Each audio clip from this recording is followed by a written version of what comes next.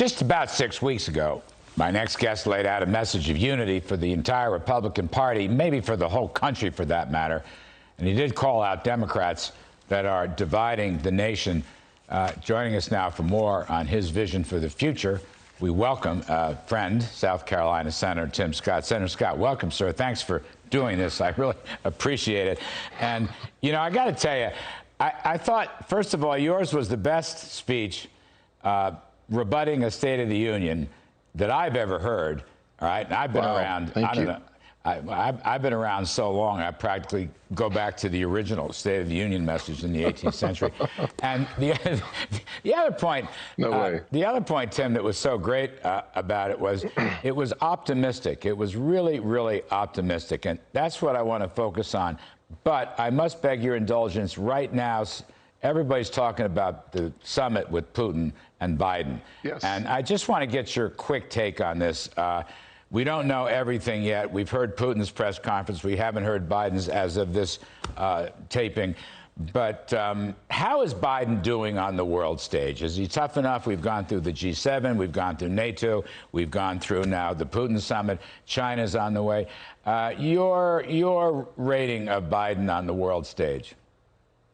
You know, it's hard to rate him fairly because I think he's not doing a very good job on that international stage. So from my perspective, if I was to rate him, I'd give him a 60 on a scale of 100. You have to be strong with your adversaries, and you have to be strong against your competitors. Clear examples of the lack of the strength is that when you withdraw the Keystone Pipeline, when you say you're not doing any exploration anymore, what you're saying to your adversaries and your competition, whose economies are driven by 60 or 70% of their GDP is energy related, you're giving them a pass, or you're actually strengthening their stronghold from a global perspective. We are the most energy independent nation on earth when you think about coal, gas, and oil. So we should be leaning into our assets, not leaning away from our assets. That puts us in a compromised position. Think about the Middle East, frankly. We've seen more flare-ups in the Middle East. We've seen a re-engagement in thinking about the JCPOA. That's the issue that was under the Obama administration, where we tried to hold Iran back from going into the future with nuclear weapons through some agreement.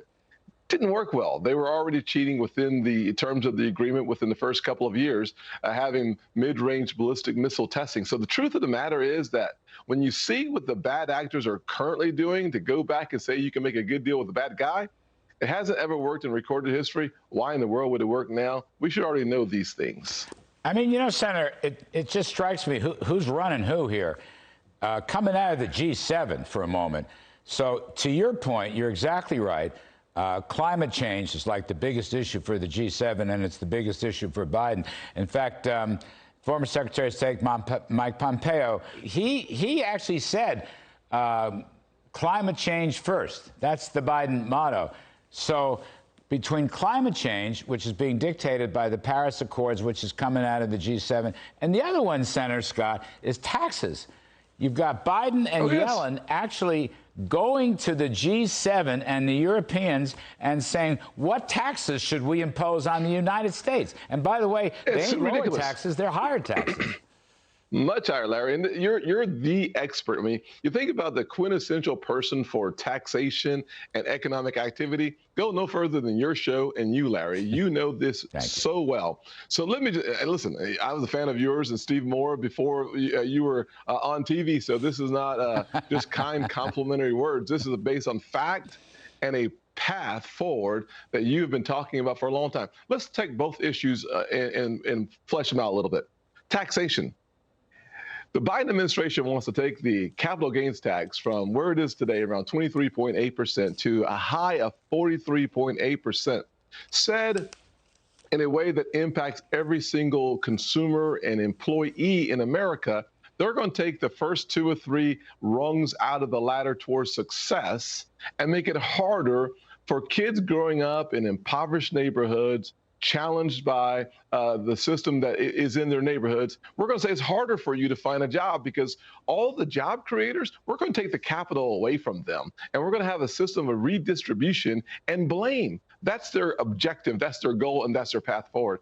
At the same time, you have said, Mr. Moore has said, that empowerment and opportunity is the way that we create a better America for all Americans. I leaned into that concept. The Trump administration leaned in on that concept, and what happened? Well, the lowest unemployment rate for African Americans in the history of the country, Hispanics in the history of the country, Asians in the history of the country, a 70-year low for women. For those without college education, it historically low. So we proved that your approach to empowerment and opportunity actually works. The Biden administration is going in the exact opposite direction on taxation, and they go to the OECD, our competitors, and say, let's have a race to the top. Yeah. And the OECD says, we're racing to the bottom. They are consistently out of step with our competitors. Why have an anti-competitive position on taxation when we're going to lose more jobs? Couple that with their approach to the environment. It takes about 14 to 17 days, I hear, for the air in China to come back to America. China says we're going to figure out this Paris Accords sometime after 2030, while you all in America go ahead and destroy your jobs, send them to China, where there is no regulatory reform, no regulatory regime over the environment. If you care about the environment, make it in America. It's tough, but we have rules. They don't have any at all. So both issues points to America. And if this G7 tax hike stuff goes through, China will have lower tax rates on corporations and capital than the United States will. China will, because they're not going to go in with a high minimum tax of any kind, and they're not going to go in with some excess profits tax. China will have lower taxes than the United States will. That is not the optimal position. It's the worst position, and frankly, when you think about the competitive position that we are in globally today, it's mediocre at best. When you know that China, India, and Ireland all said, you guys have a great conversation about raising taxes, we won't participate no matter what agreement you all reach around the world. So we can be a part of 130 countries perhaps that say we're going to raise taxes, but our biggest competitors say that's ridiculous. I hate to say this, but they're right.